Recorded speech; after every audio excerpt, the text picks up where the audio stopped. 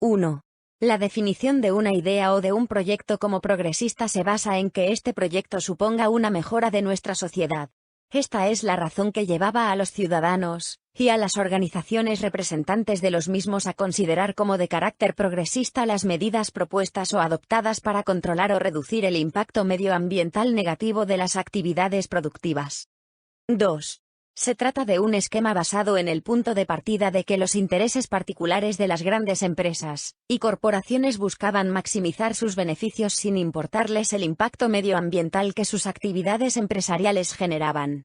De ahí que, a medida que el nivel de vida superaba las necesidades básicas mínimas para un sector creciente de la población, los ciudadanos se colocaran cada vez más en la posición progresista de defensa del medio ambiente frente a los intereses de las corporaciones. 3. Sin embargo, la situación ha cambiado radicalmente durante los últimos años, especialmente en el contexto de la denominada Agenda 2030, la denominada transición ecológica y el gran reinicio propuesto por las grandes corporaciones. 4. El problema es que los objetivos de las grandes corporaciones son ahora radicalmente distintos. La apuesta por el desarrollo económico y productivo global es cada vez menor. La financiarización de la actividad económica, la dificultad de rentabilizar las inversiones productivas, el contexto geopolítico, han llevado a la oligarquía financiera occidental a una apuesta creciente por los modelos neomalthusianos ya anunciados en los años 70 por el Club de Roma, el informe Kissinger y el informe Rockefeller. Estos modelos apuntan a una apuesta de las grandes corporaciones por asegurar el control político de Occidente en un contexto de decrecimiento económico, y a una búsqueda de la rentabilidad a través de la transferencia de fondos públicos hacia sectores de actividad específicos, como el de las energías renovables. 5. De esta forma, la apuesta por la transición ecológica hace tiempo que ha dejado de ser una apuesta de contención de los intereses de las grandes empresas para pasar a ser todo lo contrario.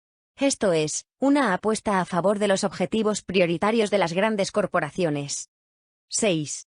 Desde el punto de vista de los intereses generales de los ciudadanos, la defensa del medio ambiente es un objetivo claramente progresista, pero el hundimiento de la economía no lo es en absoluto. Al contrario, una apuesta por el hundimiento de la economía al servicio de los intereses de las grandes corporaciones es una apuesta netamente reaccionaria. 7. Esto es exactamente lo que está planteándose con la denominada transición ecológica. Se trata de la primera vez en la historia de la humanidad en la que intentamos resolver una crisis estructural histórica como la que atraviesa Occidente a través de un cambio de las fuentes de energía, no hacia fuentes más eficientes sino hacia fuentes menos eficientes, como son las energías renovables. 8.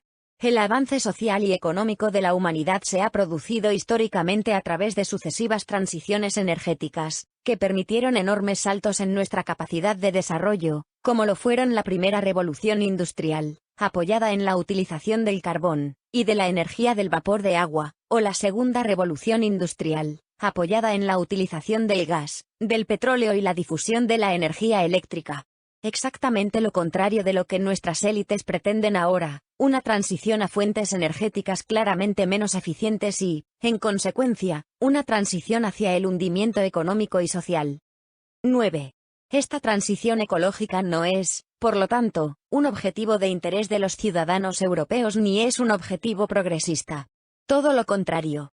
Es un objetivo aterrador de las grandes corporaciones al que algunos progresistas se someten, como se someten a todas y cada una de las campañas corporativas que los medios de comunicación presentan como modernas y progresistas. 10. Impulsar las energías renovables como una fuente energética complementaria parece correcto y prudente. Es lo que están haciendo, de forma proporcionada, los países emergentes. Pretender que estas fuentes sustituyan al carbón, al petróleo, al gas y a la energía de fisión nuclear, ni siquiera intentarlo, es un suicidio social y económico.